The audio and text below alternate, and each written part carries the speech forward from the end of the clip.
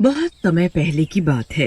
एक गांव में एक परिवार रहता था। उस परिवार में रमेश, उसकी पत्नी लता और उनका बेटा राजवीर रहता था। राजवीर बचपन से ही फौजी बनना चाहता था और अपने देश की सेवा करना चाहता था। पढ़ लिख कर जब राजवीर बड़ा हो गया तो उसने फौजी बनने की इच्छा अपने माँ बाप के आगे रखी।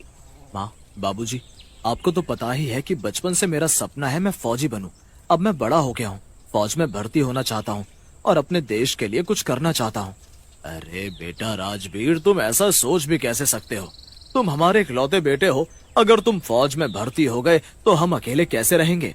हाँ बेटा, तुम हमें छोड़कर जाने का सोच भी कैसे सकते हो? राजवीर अपने माँ बाप को बहुत समझाता है और काफी देर में जाकर उसके माँ बाप को ये बात समझ में आती है कि उन्हें अपने बेटे को फौज में भेज देना चाहिए। उनका मन अंदर से बहुत दुखी होता है, पर वो राजवीर को बाहर से इस बात का एहसास भी नहीं होने देते। अब राजवीर बड़ी ही खुशी खुशी फौज में भर्ती हो जाता है। उसका ध्यान तो बस देश की सेवा में ही लगा रहता है। काफी मेहनत के बाद राजवीर एक फौजी बन जाता है और बॉर्डर पर लड़ने चला जाता है। रमेश और लता को अपने बेटे पर बहुत गर्व होता है कि वो देश के लिए लड़ रहा है और वो अब काफी खुश भी होते हैं। काफी समय निकल जाता है और फिर छुट्टियों में राजवीर अपने घर वापस आता है। पूरा गांव राजवीर का बहुत स्वागत करता है। मेरे बेटे, तू आ गया। हमें तेरी बड़ी चिंता थी, पर तुझ पर बहुत गर्व भी है कि तू अपने देश के लिए लड़कर ही नहीं बल्कि जीत कर आया है। रमेश के माँ बाप उसके साथ खुशी खुशी छुट्टियां बिताने लगते हैं। उन दिनों राजवीर के लिए एक अच्छा रिश्ता भी आता है, जिससे राजवीर की शादी तय हो जाती है। राजवीर की होने वाली पत्नी का नाम नीमा होता है। नीमा और राजवीर इस रिश्ते से बड़े ही खुश होते हैं। जल्द ही दोनों की शादी की तारीख भी तय हो जाती है, पर शादी से एक हफ्ते पहले ही राजवीर को वापस बुलाने के लिए फोन आ जाता है। मुझे आज रात को ही निकलना है। नहीं बेटा, तू ऐसे कैसे जा सकता है? तेरी अगले हफ्ते तो शादी है। मैंने फौजी बनते वक्त कसम खाई थी कि सबसे पहला फर्ज मेरे लिए मेरा देश होगा। उसके आगे तो मेरी जान भी कुछ नहीं है। और वैसे भी मैं शादी तक वापस आ जाऊंगा माँ। अभी मेरा फर्ज मुझे बुला रहा है, मुझे जाना होगा। राजवीर किसी की एक नहीं सुनता और उसी रात जंग के लिए निकल पड़ता है। राजवीर के माँ बाप और उसकी होने वाली पत्नी नीमा हर वक्त राजवीर की चिंता करते रहते हैं। राजवीर जंग में पूरे जी जान से दुश्मन देश से लड़ रहा होता है और बस उसे दुश्मन की गोली लग जाती है, जिससे आखिरकार मौके पर ही उसकी मौत हो जाती। राजवीर की अधूरी इच्छा भी उसके साथ ही खत्म हो जाती है और वो बिना शादी के ही मर जाता है। वो अपने माँ बाप के लिए एक नया घर बनाना चाहता था। वो सपना भी अधूरा रह जाता है।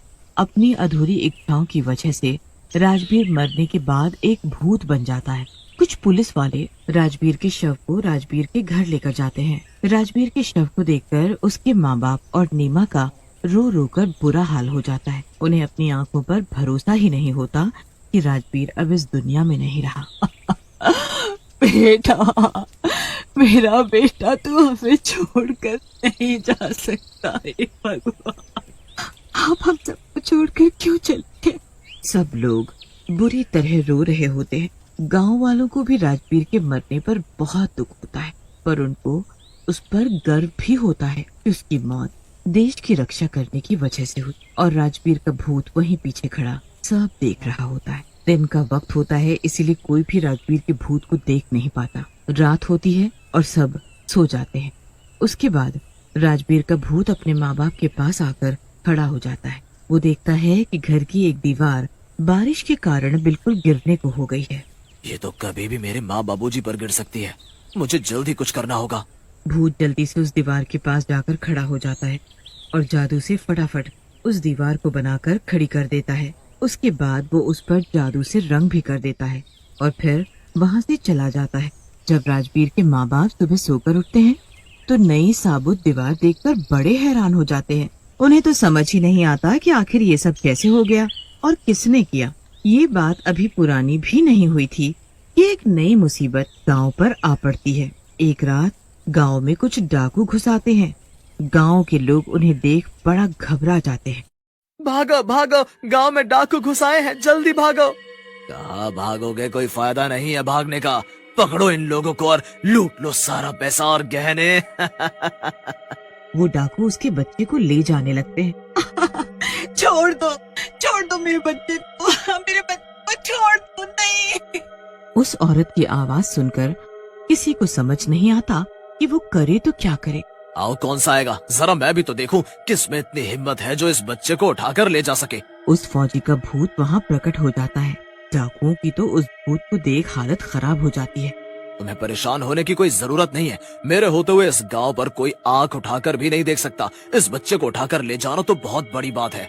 कौन है तू आखिर? एक भूत होकर तू कैसे इन लोगों को बचा सकता है? मैं अभी बताता हूँ कि मैं कौन हूँ। भूत उस डाकू की गर्दन पकड़ लेता है और उसे हवा में उठा लेता है। डाकू को ऐसा लटका देख बाकी के डाकू डर कर भागने लगते हैं। अरे मुझे छोड़ दो, मैंने क्या किया है? अरे निकम्मो, तुम मुझे यहाँ इस भूत के हवाले अकेला छोड़कर कहाँ भाग रहे हो? बचाओ मुझे, अरे मुझे कोई तो बचाओ। अब बुला किसको बुलाएगा? हाँ, अरे मुझे जाने दो, छोड़ दो मुझे। ऐसे ही अभी ये औरत भी अपने बच्चे की भीख मांग रही थी ना? क्या तूने उसके बच्चे को जाने दिया था? क्या तूने उसे छोड़ दिया था जो मैं तुझे जाने दूं? मुझसे गलती हो गई, मुझे माफ कर दो। मैं अब कभी भी इस गांव की तरफ पलटकर भी नहीं देखूंगा। मैं सच बोल रहा हूँ, मेरी बात का विश्वास करो, मुझे जाने दो। अगर मैंने तुझे आज छोड़ दिया तो कल तेरे और साथी आ जाएंगे। और वैसे भी तूने इस गांव के जाने कितने लोगों को मारा और लूटा है। तुझे तो आज सजा मिलनी ही चाहिए। देखा, मैंने तुझे नहीं मारा, पर तेरी ऐसी हालत कर दी कि कोई अब दोबारा इधर नहीं आएगा। मैं तो हमेशा भूत के नाम से ही कांपती थी, पर आज मैंने देखा कि भूत भी इतने अच्छे होते हैं जितने कि इंसान भी नहीं। तुमने मेरी मदद, मेरे बच्चे को डाकुओं से छुड़ाया। आखिर कौन हो तुम जो हमारे गांव के लिए इतना कुछ कर रहे हो? जरूर तुम्हारा इस गांव से कोई नाता है। मेरा फर्ज है हर किसी की रक्षा करना, बस मैं वो निभा रहा हूँ। अब मैं यहाँ से जा रहा हूँ, पर कभी भी जरूरत पड़ने पर मैं जरूर वापस आऊंगा। भूत इतना कहकर वहाँ से गायब हो जाता है। पूरे गांव में उस भूत की खबर फैल जाती है। किसी को समझ नहीं आता कि आखिर वो भूत था कौन। पर उसके बाद लोग बड़े खुशी खुशी गांव में रहने लगते हैं कि अब कोई डाकू उस भूत के डर से गांव के अंदर घुसने की हिम्मत नहीं कर पाएगा। 2-3 दिन बाद फिर से गांव में एक नई मुसीबत आ जाती है। गांव में एक पागल हाथी घुस आता है और वो सारे खेत खराब करने लगता है।